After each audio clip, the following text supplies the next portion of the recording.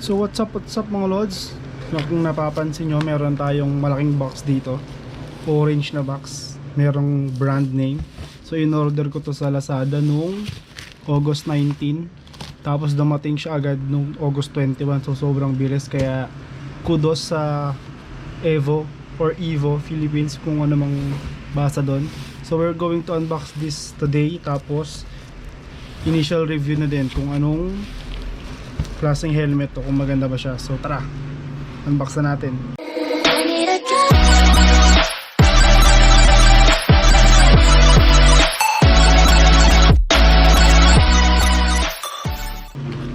So gagamitin natin tong cutter syempre pang unbox.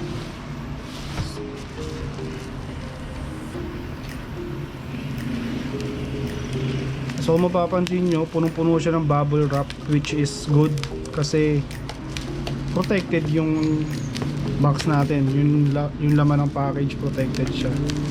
Tapos meron din siyang seal dito, ayan, mapapansin nyo.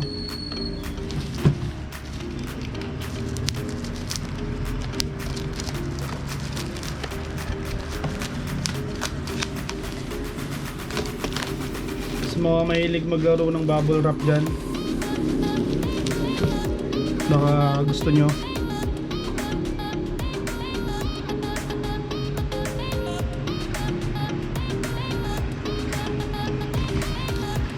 So let's continue.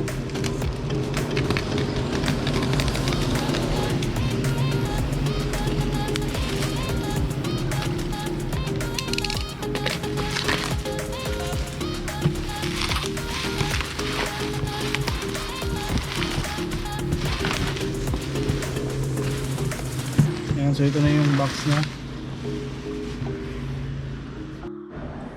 Yun, so natanggal na natin yung bubble wrap.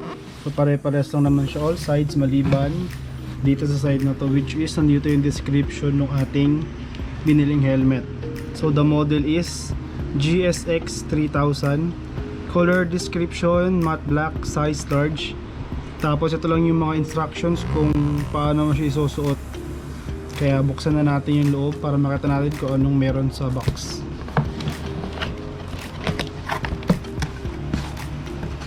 Ayan, so dalawa lang yung meron sa box. Meron tayong free clear na visor, and then the helmet itself, ito. So good thing na merong extrang bag para sa helmet, para kung sakaling dadalhin mo siya or may extra helmet ka, may lagayan pa rin siya. So protected pa din yung helmet natin. So buksan na natin.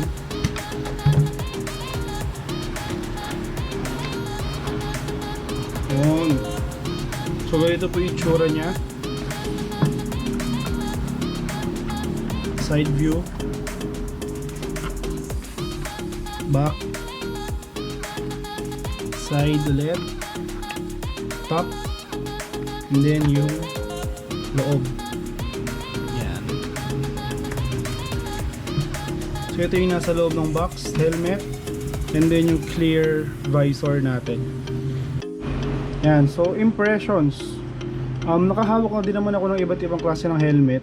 May LS2, may HNJ, at kung ano-ano pa. So far, yung weight ng full face helmet na to ay maganda kasi magaan siya.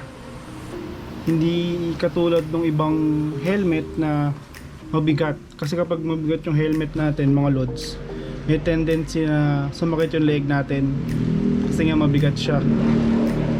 Kasi ito, magaan siya. So hindi siya ganun kabigat, kaya komportable siya sa ulo, sa leg. Tapos kung mapapansin nyo, nakalagay dito anti-scratch visor. So hindi siya madaling nagagasgas, parang may protector siya. Kapag kasi magasgas yung visor natin, medyo delikado kasi medyo hindi natin makikita ng clear yung daan. Tapos madali siyang iangat. Ayan, madali siyang iangat, madali siyang isara.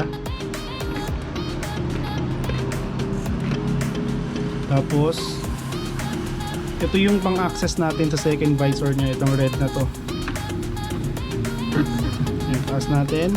So ipupush mo lang siya papunta doon. para bumaba yung visor nya. Yan. Second visor. Close. Open. Close. Yan. Tapos sa loob, maganda yung paddings nya kasi makapal. So, ibig sabihin, once na ma-aksidente tayo or may mangyaring masama sa atin, supported yung buong ulo natin kasi meron siyang magandang padding sa loob. Ayan. So hanggang bunbunan po merong padding. Ito yung sa cheek, sa leeg, sa batok. Ayan. So maganda rin yung strap nya.